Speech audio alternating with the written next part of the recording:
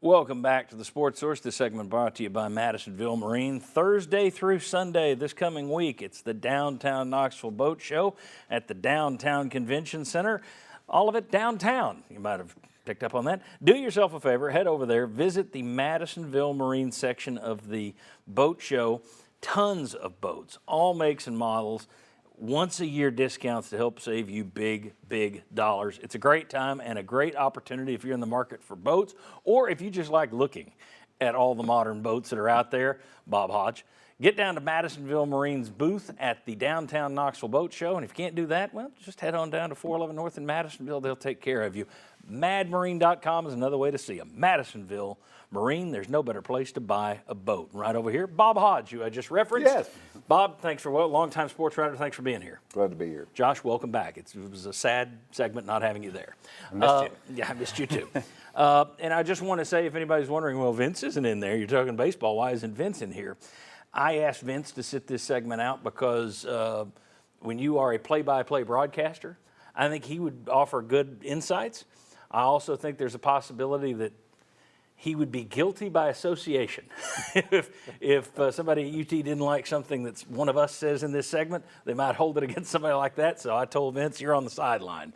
Let me ask you this. Tony Vitello, suspended. There was no word of this in the press coming in. There was nothing out there, so fans were kind of caught off guard by this. We've known that Maui Ahuna, the transfer from Kansas, hasn't been playing, ineligible for some reason. Well, the rumors are now out there that it was tampering is the issue. So Vitello gets a 3-game suspension. Let's put this up there. Tennessee put out a text yesterday. I'll let you read it. They put it out on Twitter, so they wrote white on orange, which is real easy to read. The basic gist is they've agreed, this isn't an NCAA suspension. UT and Vitello have agreed to do this. Some reports say that Vitello asked for this because they thought it would speed up the whole Ahuna process. This doesn't specify what the rule violation was, whether it was that or if there's more coming. But here's the gist for you guys.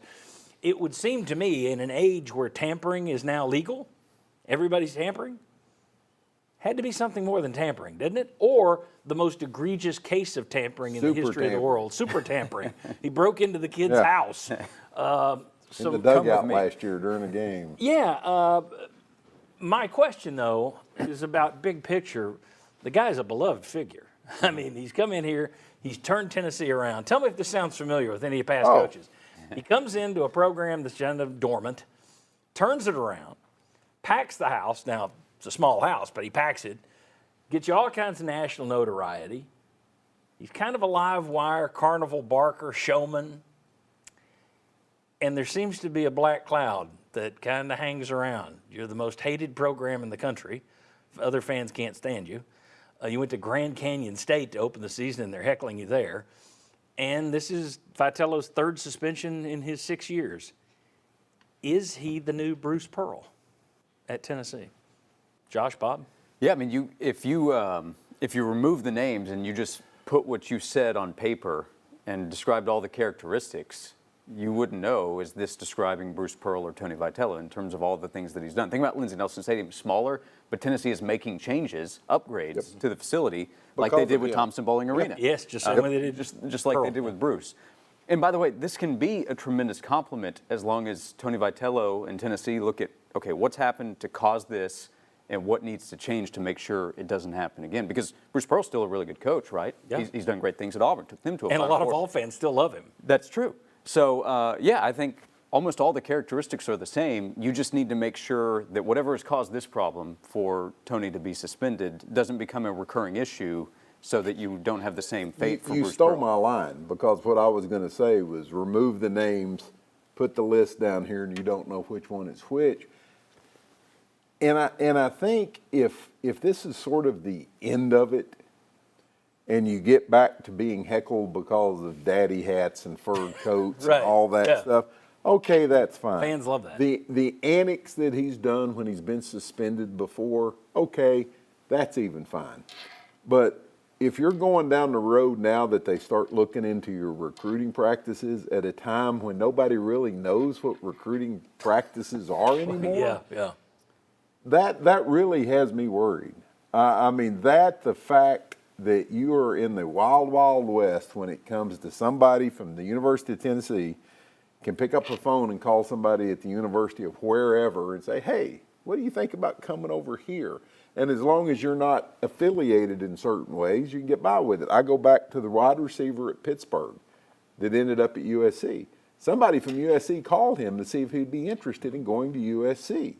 Now, that person wasn't on the staff, but the point is, there was a day. We don't know that, but yeah, okay. Sure. That got you hung immediately. You were done. So go back to the original question.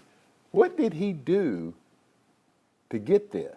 And that's the one I think is going to be the interesting answer. And if it ain't that big of a deal and we're trying to get ahead of it, then come out and say it. And don't let people speculate. Don't let people like me sit here and speculate. Well, UT and that's said we're not going to say anything till Monday. We're not saying anything all week about this 3-game suspension until Monday. We'll see what they say Monday or tomorrow. My other, there are a lot of Vol fans out there, and look, trust me, I lived in Ohio, and I heard Ohio State fans say, ESPN hates us. The NCAA's always out to get us.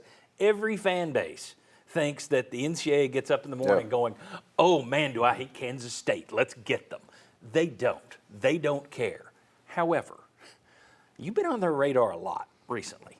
Basketball under Pearl a decade ago. Football still ongoing. Now you get something with baseball. But my thing is this. I would rather be the guy that everyone likes, not because they beat you, but everyone likes because you're a nice guy. If you beat everybody and you're kind of a jerk about it, and you take pride in, I'm the villain, I'm the heel, I'm the wrestling guy, and everybody here worships that and loves it. If you do that, I think you invite more coaches to come at you. I think you invite more scrutiny when you do that. So if you're going to do that, I don't want a lot of crying that, well, he's just got enemies. Well, yeah, if you go out to make enemies, it can backfire. There is a target on Tennessee. You're cultivating your enemies. I mean, Bruce Pearl came here with that black cloud of other coaches didn't like him a whole lot because of some things he had done before. As an assistant at Iowa, yeah. So, and it ended up, and it took years. It didn't happen overnight, but finally that kind of caught up with him. So I think there's something to worry about right there. Yeah, I'm not saying you turn off all the things that give Vitello his charm, but I may dial it down a little bit rather than intentionally. You're asking for it. That's the word. You're asking for trouble, in my opinion. If you take it past a certain line. Where's the line? I don't know. Well, and also, John, your point this segment is the comparison of Vitello and Bruce Pearl. One difference I would say, and Tennessee doesn't want to find out, is that part of it was because of what Bruce Pearl built, but replacing him to continue success with Tennessee basketball, I do think was easier than it would be for baseball. Tony Vitello is terrific, I think, as a coach, running the program, recruiter, all that stuff. I know that's part of that conversation. But if you had to replace him to sustain Tennessee baseball in a league that is so talented and so deep, that would be a huge challenge. I agree with that 100%. And so Tennessee does not want to be in that position. And I would say the same thing, good luck to whoever tries to replace him. Right. Because if he is taken away for some reason, and I don't think we're not there. I don't think we're there. I do think this is more than just, it was tampering, it's nothing. If it were just tampering, I don't think he's on the radar at all. I want to know what this is, and I don't think UT's ever going to tell us, but we'll see. Right. No, Washington's birthday was last week, and they called him the indispensable man. And I think when it comes to Tennessee baseball, that's the same thing you could say about Tony Vitello. Because look what happened when you had success back in the 90s. And everybody kind of thought, okay, we're here, we're a baseball school now. And look how long it took you to get back to anywhere even remotely close to that. All right. When we come back, Heupel's football staff got raises and most got extensions. But there's one coach whose contract ends in January. Is that bad news for that one coach? We'll talk about whether or not Willie Martinez is on the spot. Come on back on the Sports Source.